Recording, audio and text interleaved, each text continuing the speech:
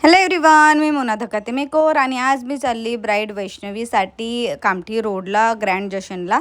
तर ही आहे माझी ब्राईड वैष्णवी. आज हिचे 2 फंक्शन्स आहे. आफ्टरनूनला हल्दी लूक आणि इव्हनिंगला तिचा आहे संगीतचा प्रोग्राम. तर आफ्टरनूनला आम्ही मेकअप स्टार्ट केला. लाईट गेलेली होती, बट काही वेळातच लवकरच आली. त्यानंतर ती दिसायला खूप सुंदर होती. तिला थोडंसं फंकी आय मेकअप पाहिजे होता आणि त्यानंतर base strong and long lasting पाहिजे होता, कारण की गरमीच इतकी पडत आहे आता की सांगा नको. नागपूरची गरमी तर तुम्हाला माहीतच आहे.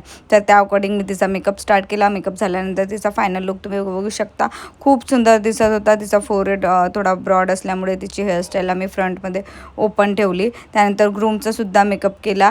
त्यानंतर तिच्या मम्मीचा सुद्धा मेकअप केला. मम्मी आधी मेकअप करणार नव्हती, बट त्यांना मेकअप आवडला तर त्यांनी पण मेकअप केला. मग तिच्या सिस्टरचा मेकअप केला. सगळे रेडी झाल्यानंतर ब्राईडचा शूट चालू झाला आणि मग 2-3 तास त्यांचा फंक्शन झाला. 3 तासाच्या फंक्शन नंतर सगळ्यात आधी मम्मी रेडी व्हायला बसली, कारण की मम्मीला दुपारचा मेकअप खूप आवडलेला होता. तर त्यांचा मेकअप करून दिला. मग तिच्या सिस्टरचा मेकअप केला. तोपर्यंत ब्राईड आपल्या डान्सची प्रॅक्टिस करत होती. तर तिच्या सिस्टरचा मेकअप झाल्यानंतर ब्राईड मेकअपला बसली. तर ब्राईडचा मेकअप होतपर्यंत थोडा लेट झालेला होता, बट इव्हनिंगचा संगीतचा प्रोग्राम थोडा लेटच होता. तर त्यामुळे मी सगळ्यांचा मेकअप केला. त्यानंतर ग्रूमचा मेकअप केला. ग्रूमचा मेकअप झाल्यानंतर ते बघत आहे की ड्रेसमध्ये ते कम्फर्टेबल आहे की नाही आहे डान्स करण्यासाठी. हे सगळं झाल्यानंतर मी तिचा फायनल लुकचा व्हिडिओ घेतला. तर तुम्हाला दुपारचे आणि इव्हनिंगचे सगळे मेकअप कसे वाटले कमेंटला नक्की सांगा.